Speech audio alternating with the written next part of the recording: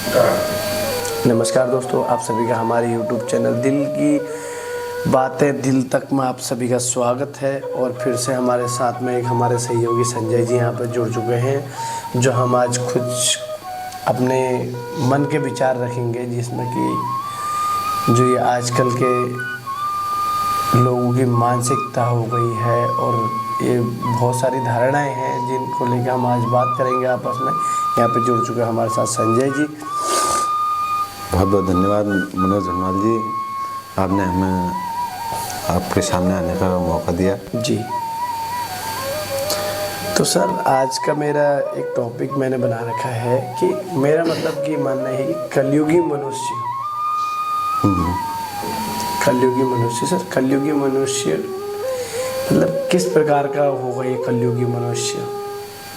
देखिए, कलयुगी मनुष्य स्वार्थी है जी, स्वार्थी है सर आजकल के जो हमारा जो नेचर है, ये मैंने एक टॉपिक बना के लाया हूँ कि कलयुगी मनुष्य जो ये मतलब अभी चल रहा है, ये कलयुगी मनुष्य होगा कैसा? कलयुग का मनुष्य स्वार्थी है।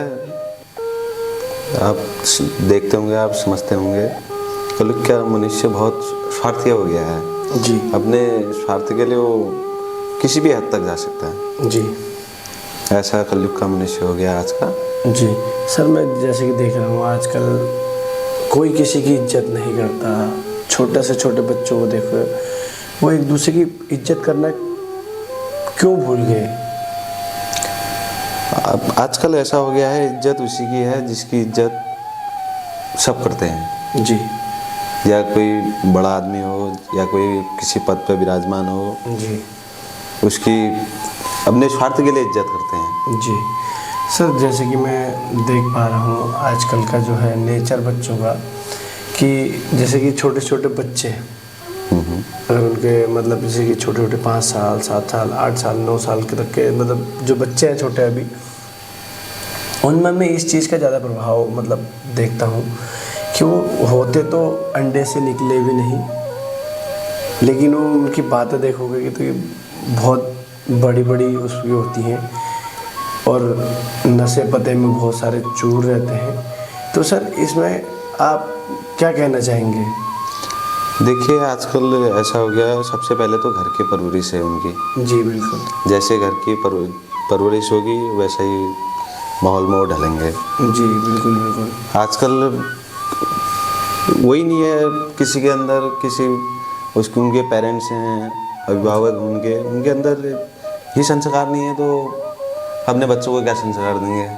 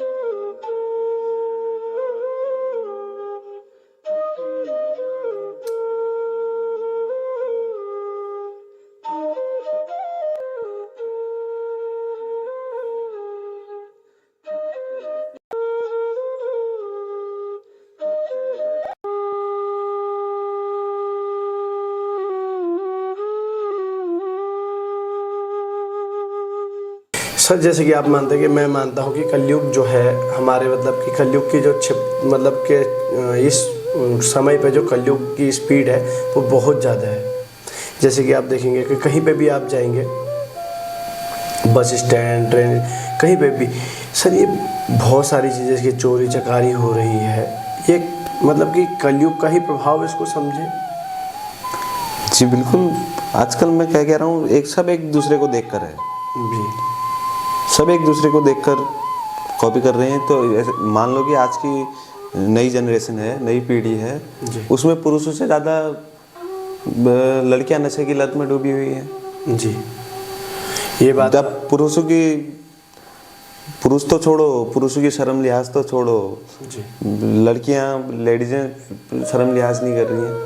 जी बिल्कुल सर, आपका कहना बिल्कुल सही है सर। देखिए और जो और उनके ऊपर उनके माता पिता का, माँ बाप का कोई ध्यान ही नहीं है। हमारी बच्ची कहाँ जा रही है, क्या कर रही है, किस हालत में है।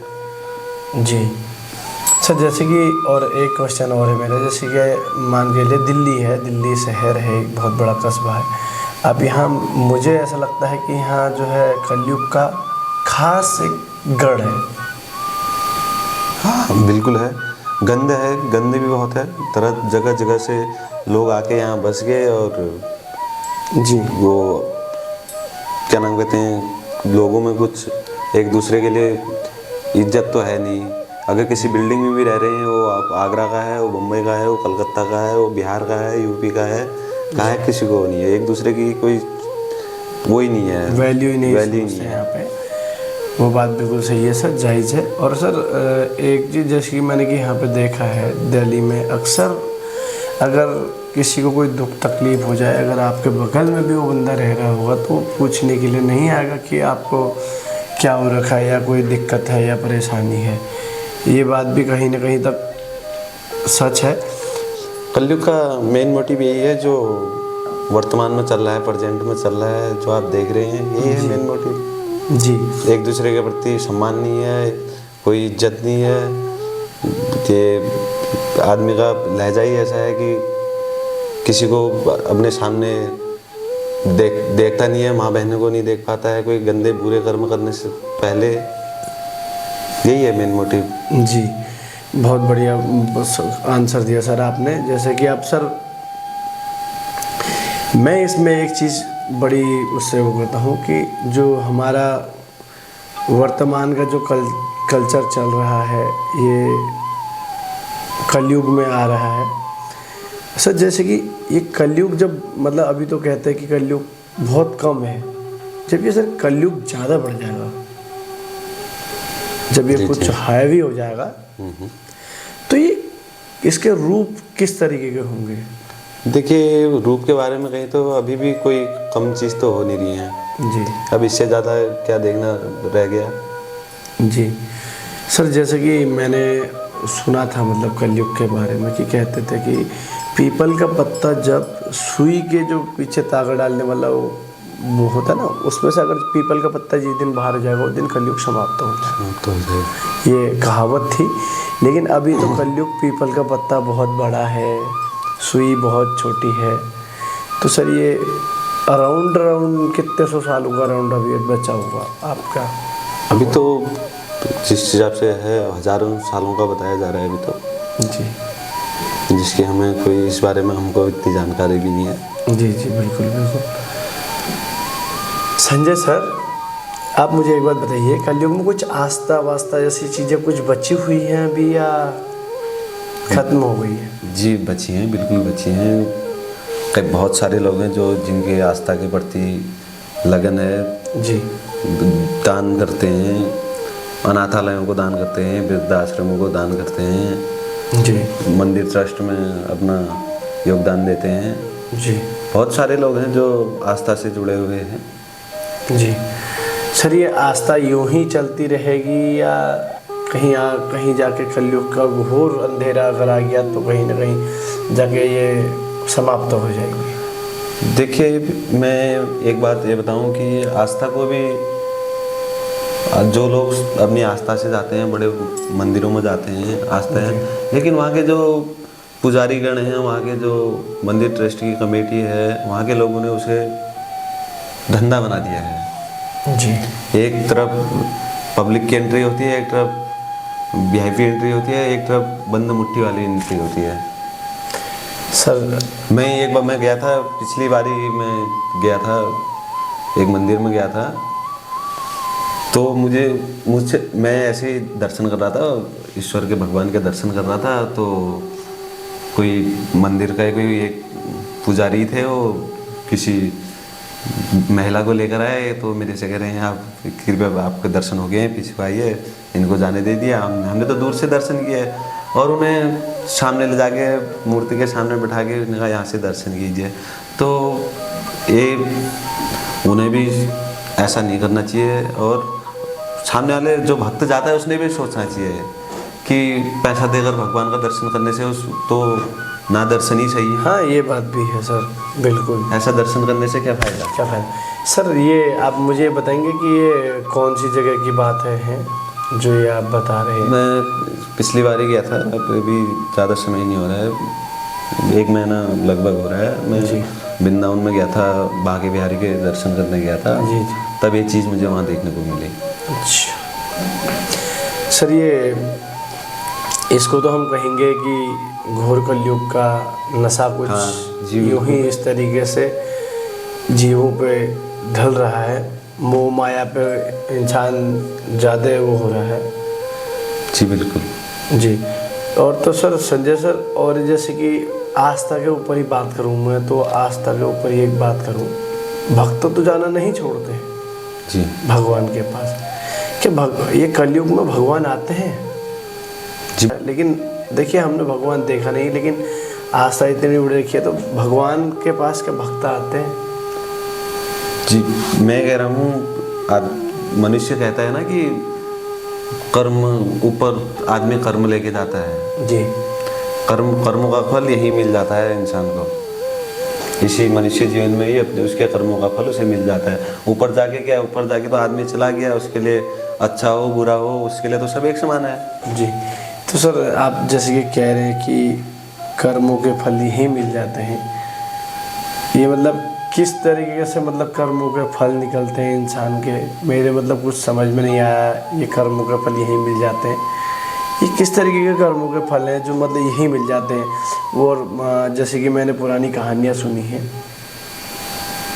दादा दादी लोग सुनाते थे, बोले कि गलत काम करोगे तो तुम्हें ऊपर ले जाया जाएगा, वहाँ तेल की कढ़ाई में भुना जाएगा, ये सब चीज़ें आपने भी सुनी होंगी। काफ़ी हद तक ये चीज़ें होती थी, बताते थे। अब हमने तो देखा नहीं ना, हमने वो चीज़ें सुनी, पर सुनी है मतलब, लेकिन देखा नहीं। कि तो आप कह रहे हो कि कर्मों के फल अगर यही मिल जाते तो ये कहानियाँ झूठी थी? कहानियाँ झूठी नहीं थी, कहानियाँ सही थी, वो जो उन्हें जो बताते थे वो सही बताते थे। लेकिन ऐसा है कि कर्मों का फल यही मिल जाता है, तो आप जैसे आपने बुरे कर्म किए हैं जी, ये नहीं कि आपको ही सज़ा मिले।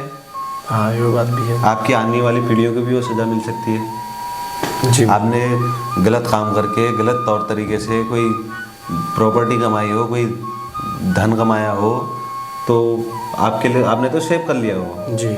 आपकी जो आगे की पीढ़ियाँ हैं, आगे की जनरेशन है, आपके बच्चे हैं, पोते हैं, वो फिर उसे गलत रास्ते पर ले जाते हैं। किसी को नशे की लत लग जाती है, किसी को किसी और चीज़ की लत लग जाती है, जी। तो बर्बाद हो जाता है। जी बिल्कुल बिल्कुल। अभी वो क्या प्रयागराज में महाकुंभ चला है, उसमें ही बताया जा रहा है कि 50 से 55 करोड़ आदमी वहाँ पर चला गया है। क्यों गया है? सबके अपने, अब सबको अपने कर्मों का पता है, क्योंकि 144 साल बाद आया है कुंभ में। हम भी थोड़ा डुबकी लगा के आते हैं, हम भी थोड़ा अपने पाप को तार के आते हैं। जी जी जी बिल्कुल, बिल्कुल। अपने कर्मों को तार के आते हैं। जी बिल्कुल। तो सर आपका बहुत बहुत शुक्रिया, आज की बातें हमारी यहीं तक का थी और यहीं तक का वो था, तो आपका बहुत बहुत धन्यवाद। और मेरे सारे यूट्यूबर व्यूवर्स को भी मेरा बहुत बहुत धन्यवाद। आप सभी लोग हमारे साथ बने रहें, लाइक करें, शेयर करें और सब्सक्राइब